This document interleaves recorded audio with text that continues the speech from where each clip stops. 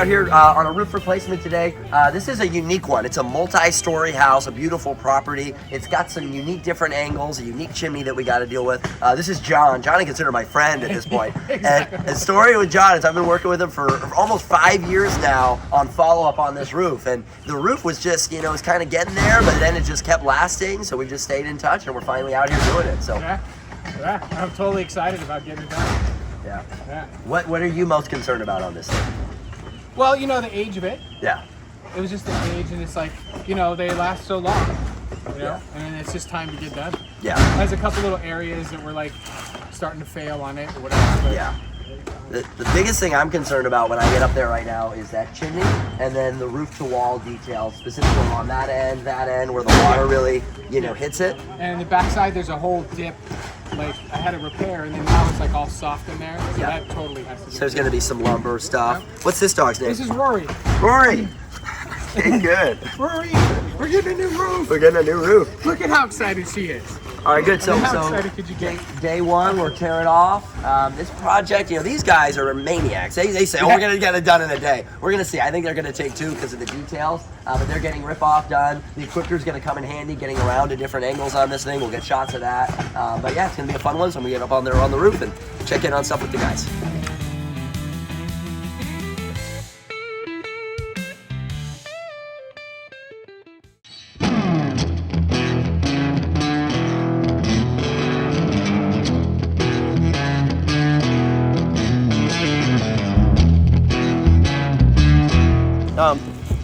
So right here, these guys are utilizing the equipter. They've got it pulled all the way to the back of the side alley here. This is a great job for an equipter. Then the second story section, they're able to get right into there, and they're going to take it around to the dumpster. The great thing about that is if we didn't have the equipter, there'd be no way to make that happen here. They would end up throwing it 25 feet, trying to throw it over or down on the backside over there, and you know, that causes a lot of mess, increases the chance that we miss, they hit a window, they damage something. So yeah, the equipter just makes all the difference, right? Having the right equipment saves these guys time, energy, keeps the site cleaner, homeowners happier. So this is a great showcase up here.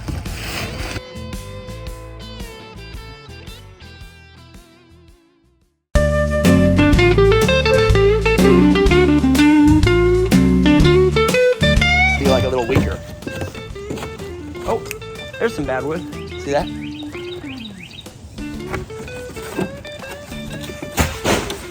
It looks like to me that, let's take a peek.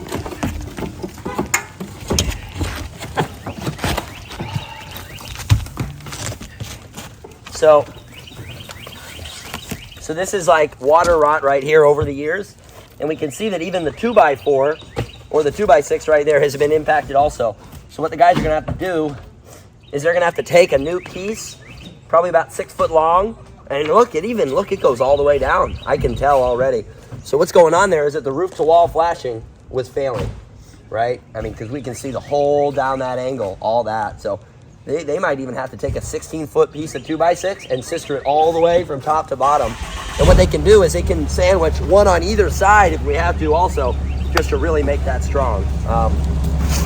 Look at the rust on the bottom of that flashing. So this roof, he got a lot of life out of this. This roof is well over, I think it's 25 years old. So he got a lot of life out of this thing, and that's the kind of stuff that starts happening when you push the roof that long. But anyway, we're taking care of it now. It's gonna all be good as new. So, oh yeah, all right.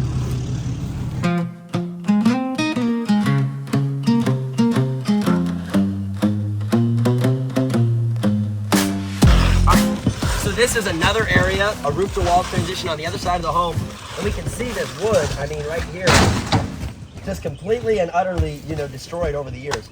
So what happens is that roof to wall flashing right there, likely had a gap or an issue, and then all the water falling off here piles. This area gets a lot of water, and that's leaked over the years. So once our guys open that up, we're gonna have to replace the wood, and then also we're gonna have to put in some new rafters and sister against the existing to make sure that area is strong.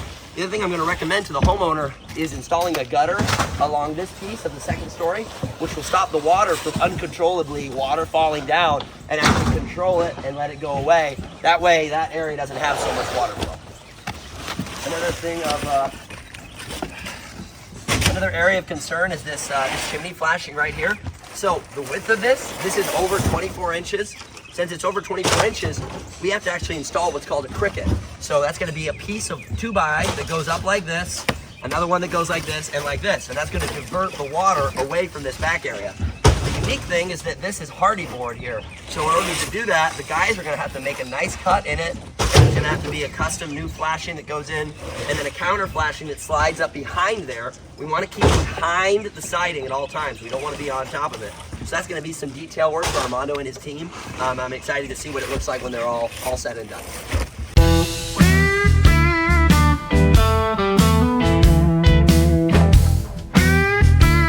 That little run, especially with the amount of water that comes from that section top, down, and then it all cascades and hits that window and like whatever. So yeah, and then possibly not the sides. I don't think I need much there. I think give me a quote. I'll give you a quote. I think I'll just do like that side, you know, simple. What color shingles did you do? Barkwood. Barkwood. And I have your samples too. Oh, you do? Oh yeah, we'll grab them. The samples that you left me a while ago. Yeah. Cool. Yeah, because I was out there going. In the sunlight, you're trying to like and figure it out. What the heck? What kind of color am I going to put on there? And then I asked my wife, and she goes, I don't care. It's a really, she doesn't care about what color. And I'm like, oh, you know what I'm going to get?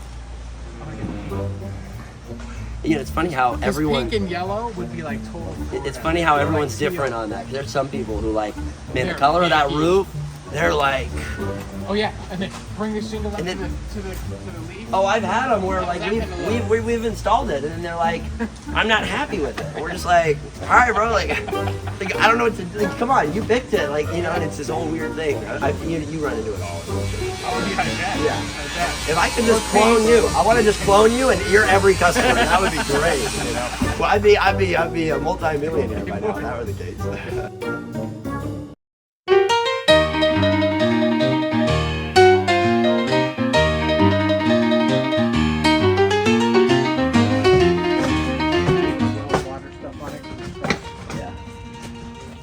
Hi, Tyler. How are you? We talked, brother. How are you? I saw you were kind of quiet. Hey, Armando, we're gonna cut this right there, just right above where the clamps are.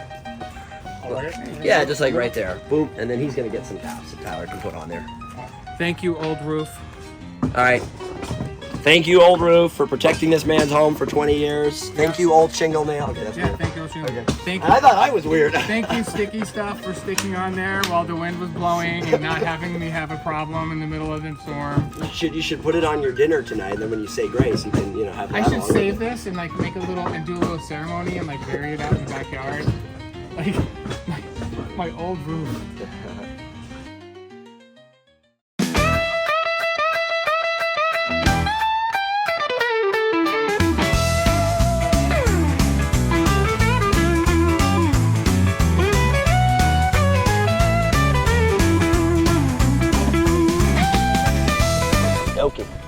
Hey, what's going on?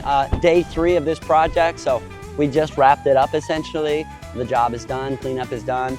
So we're gonna get with the homeowner and get with him, inspect the final product, the final job, and make sure that it's all up to standards.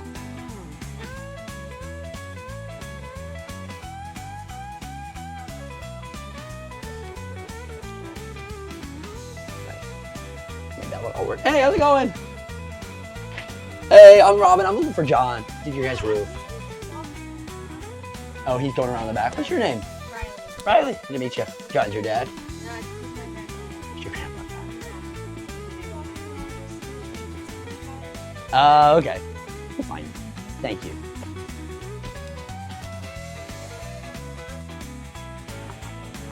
Oy. So all they did is they took it off right here and they added a cap to it. What I would have liked to see, like my constructive criticism for my team is, what happened to the clamp? I'd like to see it that same way, because now this is a little unstable in the storm. And then now we have these 2 water intrusion points, which they're not major, but anything is anything in Florida. If there's an opening or a gap, that can come in. So again, my constructive criticism to my guys would have been, where's the original clamp? Look, I can see one right here. So this went like this. And then in theory, I don't know where the other one is, but That's something I'll mention to Tyler and I'll ask John about and see, you know, if Tyler can just swing by with a drill and just put this back and caulk it real quick. We don't ever want to leave the homeowner with a problem, right? We started this project and now we want to finish it. And if we do create anything, even down to, I mean, I'm a little crazy, you know, like I'm a little wild with it, but like this, like I like to see this in a trash can, just these little pieces, you know, because they weren't here when we started. So, but overall, with that being said, the guy's cleanup is immaculate and the job they did is immaculate. So, but those finer details, you just got to keep pushing the standard, pushing the standard. Yeah. I wonder what that is there. Let's see. Hey, puppy. Hey, doggy. I love doggies. That's one great thing about construction, home services. You just get to meet all sorts of dogs. Dogs, cats. I've met chickens, llamas, horses, goats, you name it. So, you know, just walking around looking at the roof. He picked a bark wood, so it's like a dark brown. Looks pretty darn good. It's a color too where, you know, if he decides ever to repaint that house from yellow, it'll go with like a lot of colors. You could do any brown tone, do a lighter white tone or a cream tone, and it would go pretty well. Looks like that flashing, all that flashing is new. So there were a few change orders on this one. You know, and a change order is where it's something we can't see on initial inspection, right? So like the flashing, you're not able to see the bottom side of it that the shingle exposes. So if we take that up and it's rusted or it's damaged or something like that, it's got to get changed out. So I know there was some of that on this house and that right there, just based off of the color of it, right? It's not yellow. That's a new flashing. So those details are important. He opted for what we call them like the truss pipe guards. It's really simple. It's just a piece of heavy duty plastic that slides over the top of the plumbing pipe stacks. There's a little grate on the top, so it serves two purposes.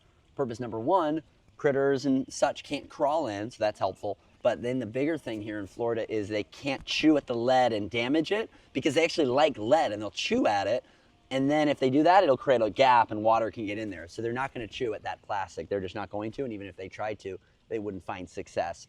There's something sweet in the lead for them. It's his whole thing. So he opted for that, which I think is smart when we consider he's like right in a very like back kind of area, like on the woods. He's got a lot of animals and stuff around here. So I think that was smart. But, you know, something I look at is just like this is where we had that equipter in action, really clean, like the foliage, his brush, you know, his bushes are in good shape, nothing there. Looked like the guys did a good job. Like you look back here, like these are the key spots. I found one nail, so there's one nail. I'm gonna grab it. And technically, where's that nail? Right here. So they get a little point dinged off of their excellence here. But overall, I'm looking at the grounds right here, and it's very, very clean. They did a good job getting all the little bits. Because in roofing, we have like the felt paper that we have to take off after the shingles, and the old felt paper, it'll just crumble into lots of little pieces. So you know, the guys go a process, they rake, they hand pick.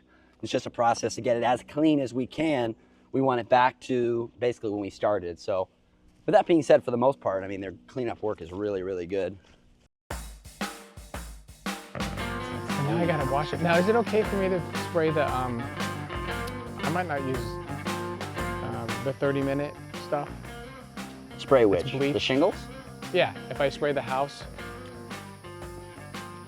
Yeah, I mean, I would send me the product that you're gonna spray on it. I can take a photo of it right now. I mean, I would just, because my answer is, yeah, I'm sure, but I'll just like check, does the manufacturer of GIF shingles recommend not doing this? That way we're going to the source, because my opinion is, yeah, I'm sure it's fine. I'm sure, you know, like.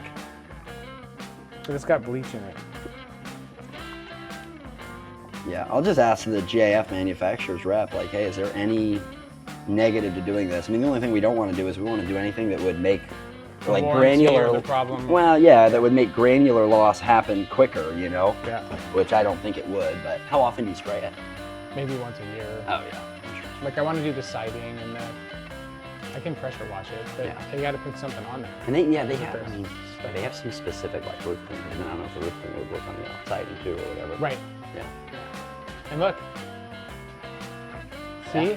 Yeah. That's where that hole So see, there was a leak. There was a leak. We just didn't. Sometimes it's smaller, so it soaks the insulation, and then it'll kind of get the drywall a little bit. But you didn't even notice. I mean, you're not in this garage looking up. I know. I You don't. know? I didn't come in And here. even if you saw that, you think, oh, it's some dirt. No, but it's like a little water leak. So Yeah, anyway. I'm glad. So good, we addressed an imaginary one. Look, John, you see that? You see that line right there, dude? You see that? That's water. I It's know. falling right there. So look, it gets on the drywall and does it, and Yep, it finds its and it way to finds the its gap way. right there, and it just runs right there. Yep. Which I think you picked, right? I don't know. I don't remember what I picked. I think we talked about it, and you decided I to. picked my nose. Because that's, well, so I was just talking to him about it. So those are, See? we call them Cut that out. Cut that out, my eye. Yeah. We call it the pipe vent boot guard. So that just Okay. goes over the lead. So squirrels like to chew at the lead, Yeah. and they'll break it and it'll leak. So they But can't that's the chew vent at for the that. heat, right? Correct. Yeah, instead of the ridge vent. Okay, right there, no, that's not. So Oh, okay. there's no ridge vent there right now, which you just pointed out to me. I didn't even think of, and the plan was to have a ridge vent there. So I'm not sure Yeah. why the guys didn't do that, but Okay. we need to come in Shouldn't and be do that. Oh. I mean, I want to because I don't want your attic. Your garage doesn't vent otherwise. Okay. And there's, look, this is the That's thing what I with, thought. this is the thing with ventilation, look. And that's how you were beforehand, but we were supposed to be upgrading it, so That's all anyway. right. Which is annoying, but hey, we gotta do what we gotta do. Look right here, you see all the little holes? Yeah. So air gets in the attic. Yeah. Where does it go? It just sits in there. If we put ventilation, okay, now it goes out. Now we have Now there's a flow. a cyclic and it can system and we move. vent it. Otherwise, it just gets too hot in there. And then again, it contributes to all sorts of things. One thing it contributes to is it beats up your shingles more because the air, it's going to attack the bottom of it because it doesn't have anywhere It else just to go. heats it up and heats it up and heats it up. Yeah. So thank you for pointing that out to me. I was literally on the roof and I just didn't even think of it. I mean, that's how it's always been. Well, that's but why I wanted to ask if they- that, because I don't remember seeing that. Well, again, I've been needing a roof probably for 5 or 6 years. Had a repair to it. And then met Robin. He said he would do it. So I've been saving up my money so I could just pay cash for the last 5 years and be done with it. And then he and his team came here, and within a day and a half, I mean, I have a brand new 20-year warranty, perfect roof, and inspection, and they come out and check it. He just came out and checked it, found a few little things he's going to take care of, and it's like, man, I couldn't ask for anything better as far as like getting a roof. Because it's a roof, you know, it's not like a car or something, right? But you need one, and I mean, I trust that no matter what, I'm safe with my roof. First time perfect, no need to retry.